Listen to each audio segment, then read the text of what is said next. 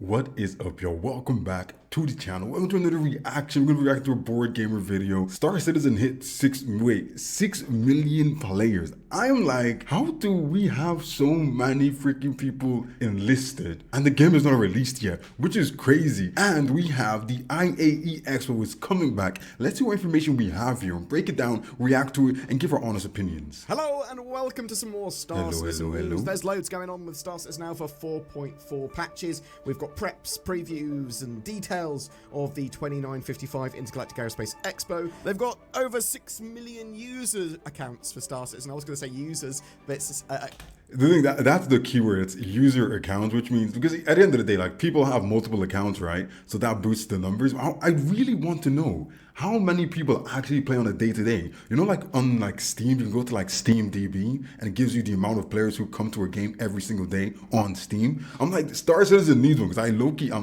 I want a pocket watch, you feel me? No, I want a player watch, you feel me? To see how many people actually log in, because I'm like, I see a lot of people, and like in my head, there's like at least 100 to 200,000 players every day, but those would be crazy numbers. Think about it. If 200,000 people are logging in every day on like Star Citizen, that's bigger than Rust.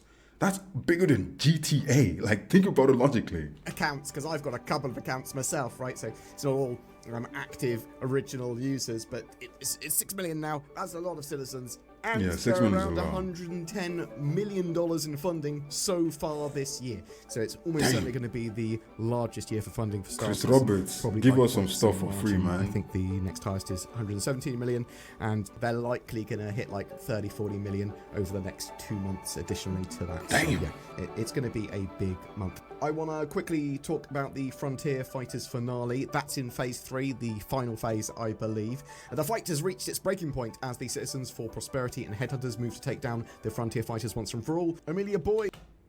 Oh, this is the finale. Oh, I need to. Oh my goodness, I've been taking this for granted. I was like taking it easy. I need to finish this. I didn't know this was like the finale of the Frontier Fighters. I don't want to see them go. The leader of the Frontier Fighters has been located commanding a Polaris. The CFP seek to end her assault and turn her over to the proper authorities, while the Headhunters have been given the green light to join the fight and finish the job by any means necessary.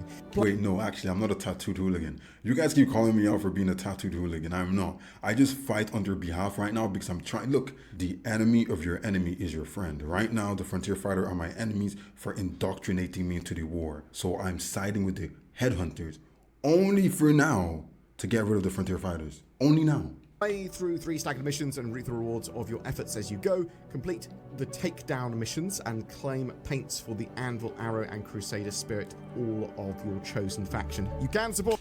Wait, what? Wait, no one told me we get skins. We get skins for the Anvil Arrow. I don't have an arrow, but they said this Crusader Spirit. I only see one spirit. What are we talking? No one, you guys, you didn't tell me I could get a free skin for the C1 Spirit. Bro, you guys are evil, man. You guys are actually evil. You guys wanted me not to succeed. You didn't tell me there was a skin for free. Both factions, so you can do all of the missions for both.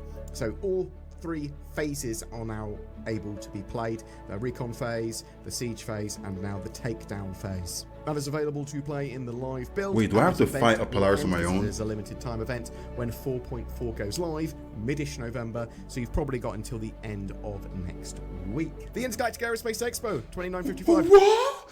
The end of next week? Bro, I need to get my grind on. You've got the details for that. It's on November 20th. That's when it's starting. Anyway, hey, November 20th. That's in a couple of days. On Crusader at like a week away, actually. It is a free fly. You can try Star Citizen for free. You can rent. It's at Orson. Yes. Okay. Boom. Okay. It's gonna be a free fly event, so I think I'm gonna have to do a review of my experience.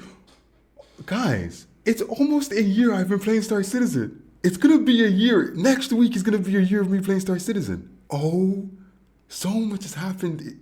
Oh, damn. I didn't realize it's gonna be a year of me playing this game. Ships and vehicles that they're gonna be showing there for free as well, which will be pretty much all of them. There's gonna be I've got to do a 1 year in because this has been a beautiful experience. A lot of other stuff, but basically each day of the Intergalactic Aerospace Expo, a new manufacturer will take the floor, and I say floor, their new ships will be available to purchase on the RSO website and to I low-key have PTSD. The last time I came to this vision center, I ended up in the floor. I went to go do they said you could do a dune buggy race. They had a little like buggies. They said you could race it.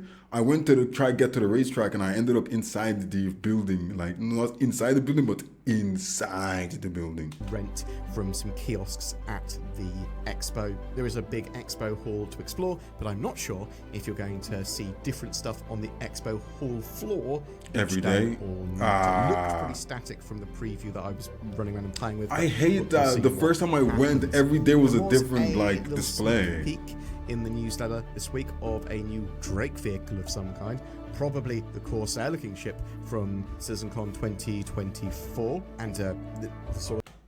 We don't need a new Drake ship. We don't need no Drake. Put them in the bin. We don't need a new Drake ship.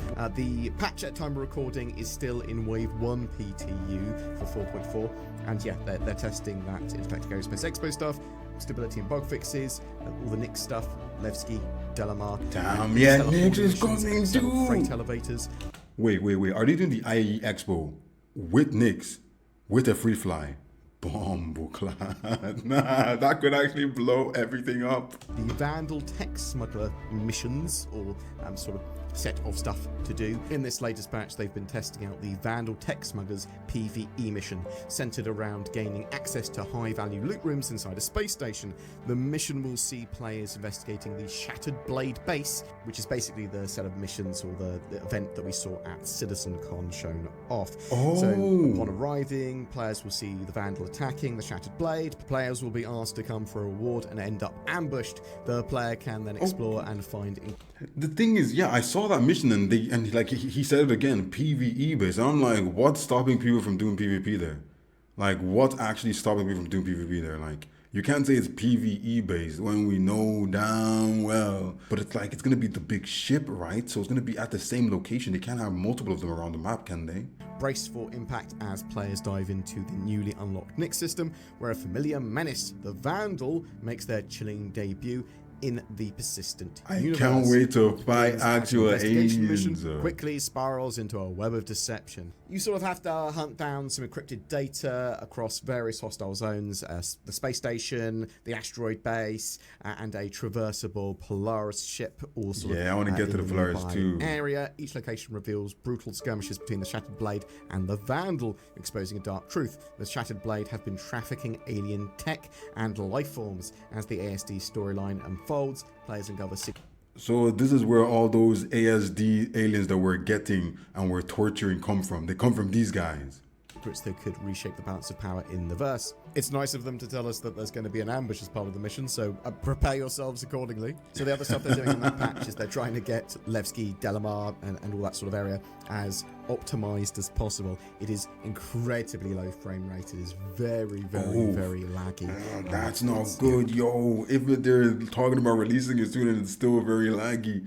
I hope it's not like the Hathor locations. The Hathor locations were very, very laggy. Like, I think it was like the first week and a half, they were really laggy. Then they got better over time. Because I'm like, if they're doing a free flight during this, like, come on, guys. We can't be losing frames, man. Not great for a lot of people, so they need to optimize that. We've also got that new triple threat shotgun available to test at the moment. So that's got, you know, it fires 3 shells when you pull the trigger. There was some notes from one of the developers, Zach, on this. I adore this thing, a backup close range bolt action drum magazine pistol to help you out in a punch with a punishing drum magazine compensated pistol. with incredible firepower. It's the perfect pocket-sized close quarters combat weapon. You can find this weapon along with the killshot and pulverizer in the weapon shops in Levski.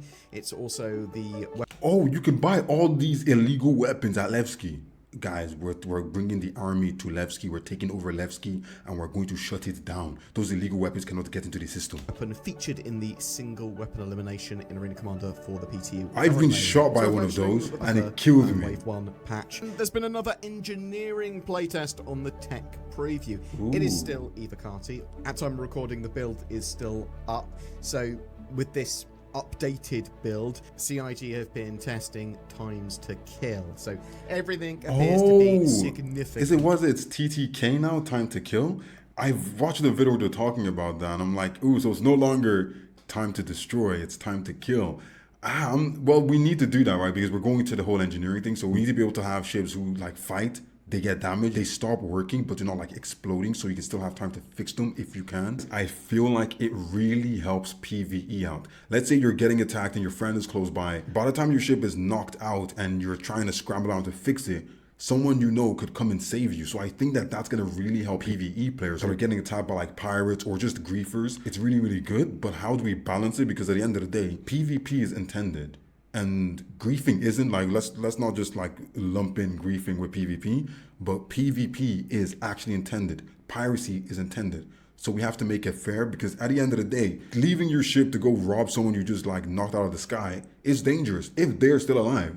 You could have done everything, win the freaking most gruesome, hardest dogfight you've ever done. You won it. You still have to go and like freaking fight them. Or you have to sit there and shoot the ship until it actually explodes. So I'm like, we have to make it a little bit fair, especially with the bigger ships. The smaller ships, not so much, but like the big loot is going to be in the bigger ships. So if someone has a big ship and you knock it out, imagine trying to kill it for 5 extra minutes because you knocked it out, they're trying to fix it, and you're shooting it for another 5 minutes. And in that time, one of their friends come, or they get their orc to come and save them. Now you just lost a dogfight that you actually won. Now, I like a higher time to kill, but currently it might be a bit too high.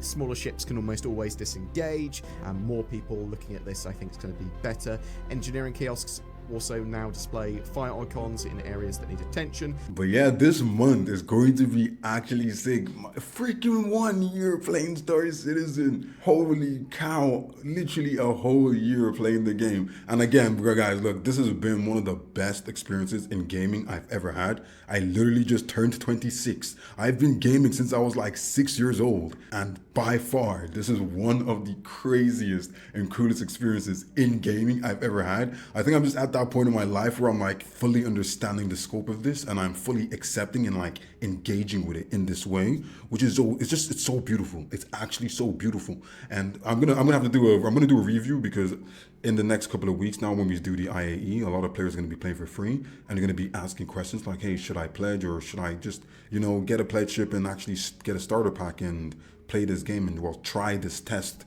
version out and actually pledge and see if I want to continue supporting the game until it's fully released. And I think if I just give my opinions and my thoughts, then a lot of people will be impressed, and a lot of people will be willing to take the leap, which is what that's what I want to do. I want to make people be willing to take the leap, because no matter how much you spend in your first pledge, which is probably going to be the cheapest option, you're going to get value out of your money. You're going to get value out of your time. So I want to share that with people, because I didn't know, was I going to get value out of my $50? I've got value out of my $50. So I feel like giving people that little bit of assurance, like, yeah, you're going to get value out of it. It's going to be better than most games you've tried ever. So even if you don't like it after 50 hours, 60, 70 hours, you're still getting value. But man, the IAE Expo is coming. That's going to be crazy. I really wish they go back to the way they had it last year, where like every day they changed the stuff at the center. So you got to see new ships every day, because it says it looks like it's going to be static. I don't want that, unless they get every single like manufacturer like their space. Which, did they do that last year? I can't remember if the IE Expo had everyone had their own like room, and I don't really remember. The biggest thing I took out of this is the fact that the time to kill, like small ships, as I said, it takes a long time to kill small ships now. And after you blow them up, the person is still inside there, fully alive. And if there's something you want from there, you're going to have to fight again, which puts you at a disadvantage. I feel like if you're a better dogfighter, you shouldn't be at a disadvantage. Even if you're doing things solo against a bigger ship or whatever it is, you shouldn't be in a disadvantage after winning a fight. That's kind of bogus, and it's going to be like that until they flesh it out a little bit more. I think they're going to flesh it out a little bit more and get it better. So until then, we'll have to see. I haven't gone into any PvP skirmishes recently. I've been kind of staying away. Actually, I'm lying. Literally last week, I got into a PvP skirmish and we got cooked. So yeah, no, that's a lie. I've gone to PvP, and yeah, bigger ships are just cooking things now. But yeah, don't worry about it. You guys will see that very soon. But yeah, no, it's exciting times, man. Exciting times. Engineering is coming in. IAE, we freaking got Nyx is coming in as well. All the new missions. The next patch is going to be really fun. I just pray and pray it's stable. We need that patch to be stable. If it is, it's going to be a magnificent time to be in Star Citizen, to be in the verse, testing out this game.